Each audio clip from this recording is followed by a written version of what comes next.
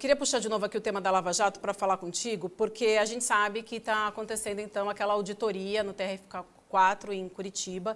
E eu estava mostrando agora a notícia da Folha de São Paulo, que deu conta que o CNJ apurou indícios de gastos de 1 bilhão sem lastro na Lava Jato. Está aí essa notícia. Agora eu vou pedir para colocar uma outra notícia na tela, para nossa produção, que é de 9 de agosto de 2018, só para a gente fazer aqui uma comparação. Olha aí, gente, lembrando, essa notícia é de agosto de 2018. Lava Jato devolve à Petrobras mais de 1 bilhão desviados e recuperados. Exatamente o mesmo valor. Cris, quero te ouvir sobre isso. Olha aí, essa notícia é de agosto de 2018, então a Lava Jato devolvendo à Petrobras mais de 1 bilhão desviados e recuperados.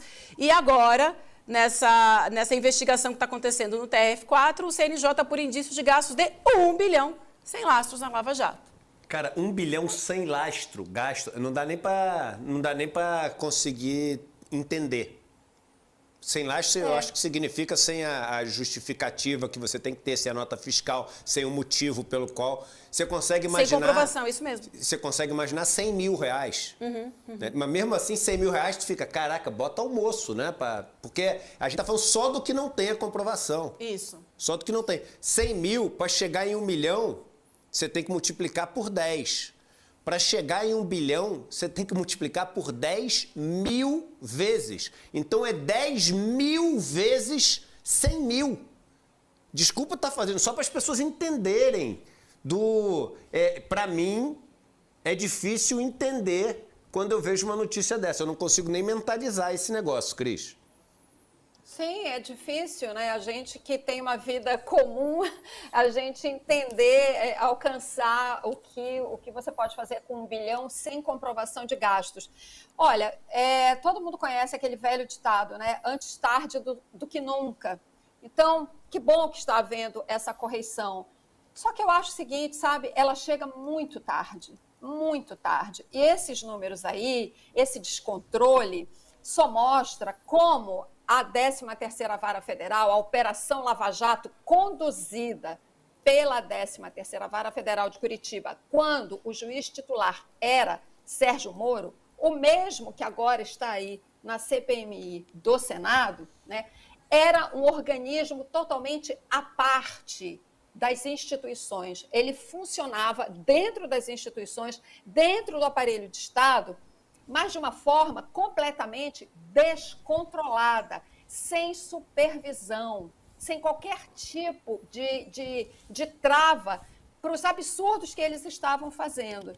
Então, esse descontrole com dinheiro que se vê agora é mais um exemplo disso, né? De como essa Lava Jato adquiriu uma independência, uma magnitude tal que ninguém e nenhuma instituição, na época em que essa operação esteve no auge, ousou mexer com a Lava Jato, com Sérgio Moro, com Deltan Dallagnol, que viraram super-heróis, super-homens, né? E não precisava da Operação Vaza Jato para se saber, né, que essa operação cometia uma arbitrariedade atrás da outra. E basta lembrar, vamos falar de memória, porque há pouco vocês estavam aqui lembrando, muito bem feito, aliás, lembrando o ataque do Bolsonaro contra a Maria do Rosário, quando ele diz que não estupra a Maria do Rosário porque ela não merece, né? Se esse sujeito, naquele momento, tivesse perdido o mandato, nós não teríamos passado tudo que a gente passou, né? Eu estou dando essa volta, mas é porque está tudo conectado. E é importante a gente entender essas conexões, né? Então, o Bolsonaro fez o que fez e continuou lá e deu no que deu, né? Da mesma forma, a Operação Lava Jato, a gente precisa lembrar, então, né? Então, sempre tem que puxar esse fio condutor da memória para a gente não passar pelo que nós passamos nos últimos anos. Então, eu estava falando que não precisava da Operação Vaza Jato para saber das arbitrariedades que o Moro estava cometendo. Por quê? Porque algumas dessas arbitrariedades ele cometia à luz do dia, com um falso revestimento de legalidade e ficava por isso mesmo. Quando, por exemplo, ele divulgou, né, a conversa telefônica entre a presidente Dilma e o Lula, né, aquilo foi uma arbitrariedade e, mais do que isso, foi uma ilegalidade.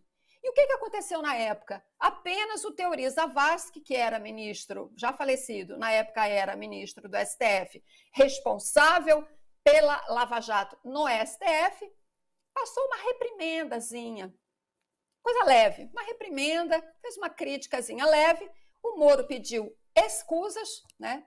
E ficou por isso mesmo. E ele continuou cometendo arbitrariedades. Então, esse descontrole de gastos, de dinheiro, que não se sabe para onde foi esse dinheiro, mostra exatamente isso, como eles estavam agindo, né, fora do radar das instituições brasileiras. Eu acho que eu estou sendo até generosa em usar essa expressão, fora do radar, porque naquele momento nós tínhamos instituições em estado abúlico, né? Que abúlico, é uma apatia exacerbada, né? Mas era uma abulia conveniente, né? Porque naquele momento interessava às instituições perseguir o Lula. O resto é história, o resto a gente já sabe, né? Lula terminou preso, Bolsonaro se elegeu e está aí Moro, senador, né? Na CPI que investiga atos golpistas. Então, vejam só como a história caminha, né? E como é muito ruim quando a gente não tem memória, quando as instituições não agem, né? E quando as pessoas que fazem coisas erradas à frente das instituições não são punidas, né? Não são submetidas a um processo de correição, estão sendo agora, né? Só que muito tardiamente, né? Diante de todo o estrago que essas pessoas, este sujeito que aí aparece agora, né? Fez com este país, porque Bolsonaro foi eleito, né, por ser o candidato da extrema-direita, mas na onda do lavajatismo criado por este sujeito que nós ainda temos que aturar, né, por ser senador da República, com salário e mordomias pagas por nós. Isso é o que dá falta de memória e falta de cumprimento das leis deste país. As leis existem, prevêem punições. Infelizmente, elas não são cumpridas. E por isso dá no que dá a gente ter esse cidadão ainda no Senado da República, quando deveria estar na lata do lixo da história.